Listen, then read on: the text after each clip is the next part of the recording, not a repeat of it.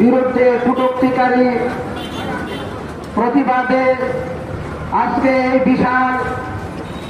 মানববন্ধনের সম্মানিত সভাপতি সাহেব এবং ইসলামী সংগ্রাম পরিষদের সম্মানিত সাধারণ সম্পাদক এবং ইসলামী সংগ্রাম পরিষদের নেতৃবৃন্দ এবং হবিগঞ্জ জেলার সংগ্রামী তৌহিদি জনতা, আমরা সরকারের কাছে, অন্তর্বর্তীকালীন সরকারের কাছে জোর দাবি জানাচ্ছি, উগ্রপন্থী হিন্দুত্ববাদী দাবিদাস মহানবী মুহাম্মদুর রাসূলুল্লাহ সাল্লাল্লাহু আলাইহি ওয়াসাল্লামের বিরুদ্ধে কটূক্তি করেছে তাকে যেন